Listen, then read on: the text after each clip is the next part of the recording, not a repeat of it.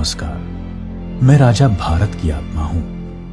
मुझसे ही आपके देश का नाम पड़ा भारत। मैंने इतिहास की बहुत सारी घटनाएं अपने अंतःकरण में समाये रखी हैं।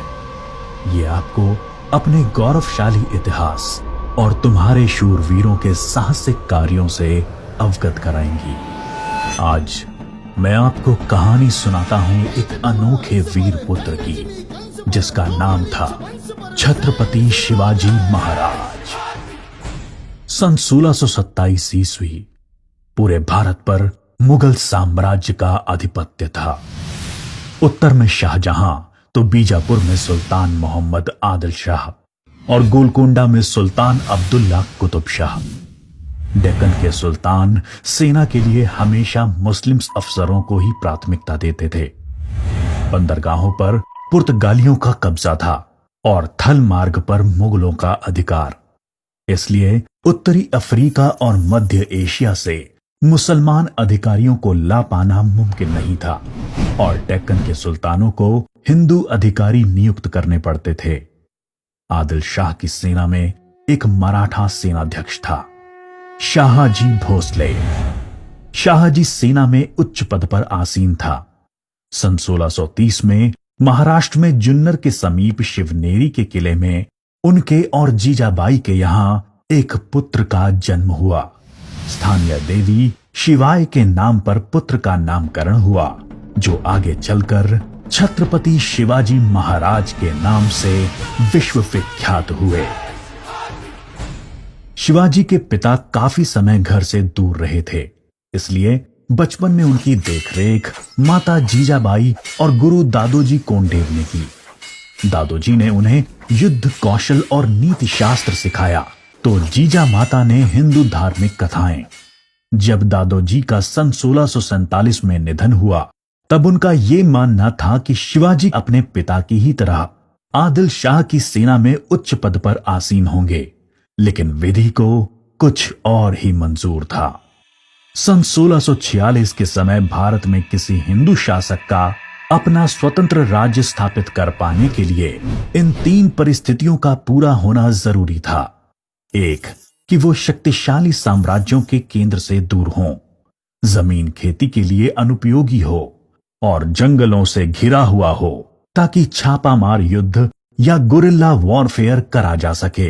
ये परिस्थितियां 1646 में शिवाजी के लिए अनुकूल बनी, जब उन्होंने स्थानीय किसानों मावली के समर्थन से अपनी सेना का निर्माण किया।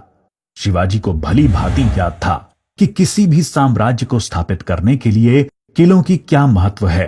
इसलिए सिर्फ 15 साल की उम्र में ही उन्होंने आदिल शाही अधिकारियों को रिश्वत देकर तोड़ना, चाकन एवं कोंडना किलों को अपने अधिकार में कर लिया। इसके बाद उन्होंने आबाजी सोमदेव की मदद से थाना, कल्याण और भिवंडी के किलों को मुल्ला अहमद से छीनकर अपने अधिकार में कर लिया। इन घटनाओं से आदिल शाही साम्राज्य में हड़कंप मच गया। शिवाजी को रोकने के लिए उनके पिता को गिरफ्तार कर लिया गया। इसलिए शिवाजी ने अगले 7 बरस तक आदिल शाह पर सीधा आक्रमण नहीं किया। शिवाजी ने यह समय अपनी सेना को बढ़ाने और प्रभावशाली देशमुखों को अपनी ओर करने में लगाया। धीरे धीरे उन्होंने एक विशाल सेना खड़ी कर ली, जिसके घुड़सवार नेताजी पलकर ने संभाल रखी थी और पैदल सेना यशाजी कनक ने। अब तक शिवाजी के पास 40 किले भी आ चुके थे। शिवाजी के बढ़ते प्रभाव को रोकने के लिए सन 1659 में बीजापुर की बड़ी साहिबा ने अफजल खान को 10,000 सिपाहियों के साथ शिवाजी पर आक्रमण करने का हुक्म दिया। अफजल खान अपनी क्रूरता और ताकत के लिए जाना जाता था। उसने शिवाजी को खुले युद्ध करने के लिए उकसाने के लक्ष्य से बहुत सारे मंदिरों को तोड़ डाला और कई बेगुनाह नागरिकों का कत्ल कर डाला। लेकिन शिवाजी ने चतुराई और रण कौशल का परिचय देते हुए छापामार पद्धति से युद्ध चालू रखा। इस समय वो प्रतापगढ़ किले में रहे, जो कि चारों तरफ से घने जंगलों से घिरा हुआ था। अंत में अफजल खान ने शिवाजी को धोखे से मारने की साजिश रची। उसने शिवाजी को मिलने का न्योता भेजा। जब वो मिले, अफजल खान ने अपनी मजबूत पकड़ में शिवाजी को दबाकर मार डालने का प्रयास किया। शिवाजी पहले से तैयार थे। अपने छुपा कर रखे हुए बाग नाका से उन्होंने अफजल खान का पेट ही चीर डाला, जो कि उनसे 2 गुना विशालकाय था। इसके बाद प्रतापगढ़ की लड़ाई में शिवाजी ने अफजल खान की सेना को करारी मात दी। शक्तिशाली अफजल खान की हार से बीजापुर का सुल्तान स्तब्ध रह गया। अब की बार रुस्तम जमान को भेजा गया। 28 दिसंबर 1659 को शिवाजी ने रुस्तम जमान की सेना पर सामने से हमला बोल दिया। साथ ही उनकी सेना की 2 और टुकड़ियों ने दोनों दिशाओं से रुस्तम की फौज पर आक्रमण कर दिया। रुस्तम जमान शर्मिंदाजनक स्थिति में लड़ाई के मैदान से अपनी जान बचाकर भाग गया। सन 1660 में आदिल शाह ने अपने सेनापति सिद्दी जौहर को शिवाजी पर हमला करने के लिए भेजा। शिवाजी पन्हाला किले में थे और सिद्दी जौहर की सेना ने किले को चारों ओर से घेर लिया। शिवाजी ने सिद्दी जौहर को मिलने का न्योता दिया और जब वो मिले, आदिल शाह को संदेश भिजवा दिया कि सिद्दी जौहर उनसे गद्दारी कर रहा है। इससे आदिल शाह और सिद्दी जौहर के बीच लड़ाई छिड़ गई, जिसका फायदा उठाकर शिवाजी एक रात अपने 5000 सिपाहियों के साथ पन्हाला किले से बाहर निकल आए। बाजी प्रभु देशपांडे ने न सिर्फ सिपाहियों के साथ दुश्मन सेना को उलझाए रखा, जिसकी वजह से शिवाजी सकुशल विशालगढ़ पहुंच गए। इस लड़ाई में बाजी प्रभु देशपांडे को अपने प्राणों से हाथ धोना पड़ा। उनको महाराष्ट्र के इतिहास में एक महान योद्धा माना जाता है। इसके बाद बीजापुर की बड़ी बेगम ने औरंगजेब से शिवाजी को पकड़ने के लिए विनती करी। उसने अपने मामा शाइस्ता खान को 1,50,000 सैनिकों के साथ शिवाजी से युद्ध करने भेजा। शाइस्ता खान ने अपनी विशाल सेना के बल पर पुणे पर कब्जा कर लिया और शिवाजी के निवास स्थान लाल महल पे अपना बसेरा डाल दिया। शिवाजी ने चालाकी से अपने 400 सिपाहियों के साथ शादी के बारातियों के वेश में पुणे में प्रवेश कर लिया। रात के समय उन्होंने सीधे शाइस्ता खान के ऊपर खतरनाक हमला बोला। खान ने खाकी से कूदकर अपनी जान बचा ली, पर शिवाजी की तलवार की वार से अपनी 3 उंगलियां गंवा बैठा। उंगली तो गई और इज्जत भी। फिर शिवाजी ने सन 1664 में मुगल व्यवसायी केंद्र सूरत पर आक्रमण करके उसको तहस नहस कर डाला। औरंगजेब आग बबूला होकर 60 वर्षीय राजपूत सेना नायक मिर्जा राजा जय सिंह को अपने 1.5 लाख सैनिकों के साथ शिवाजी से लड़ने के लिए भेजा। इस युद्ध में शिवाजी की हार हुई और उन्हें अपने 23 किले और 4 लाख की मुद्रा हर्जाने के रूप में देनी पड़ी। उन्हें अपने 9 वर्ष के पुत्र संभाजी के साथ आगरा जाना पड़ा। शिवाजी को नियंत्रित रखने के लिए पहले यह तय हुआ कि उन्हें मुगल दरबार में कोई पद दिया जाए, लेकिन औरंगजेब ने उसको बदलकर शिवाजी को घर में कैद करने का आदेश दे दिया।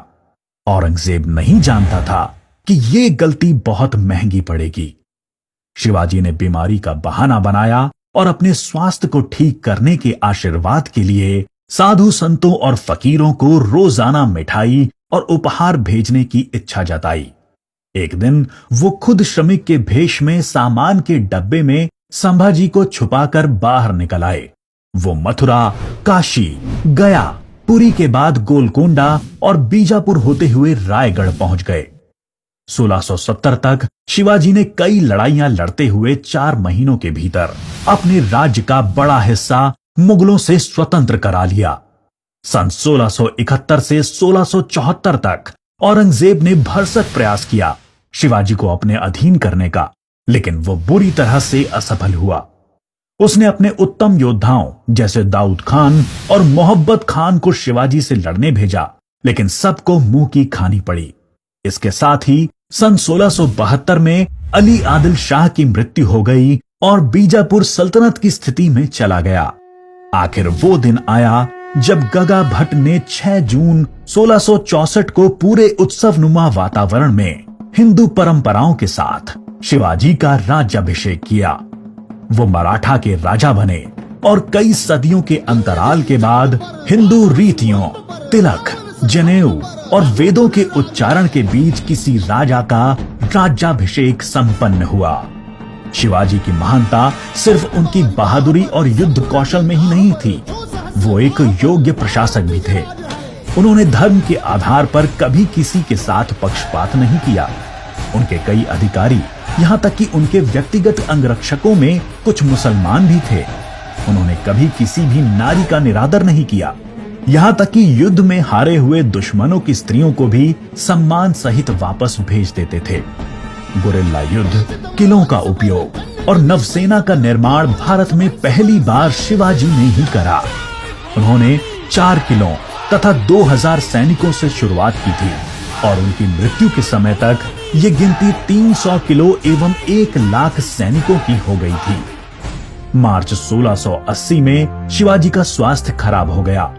तेज बुखार और पेचिस के चलते 5 अप्रैल 1680 को 52 साल की छोटी सी उम्र में इनका स्वर्गवास हो गया।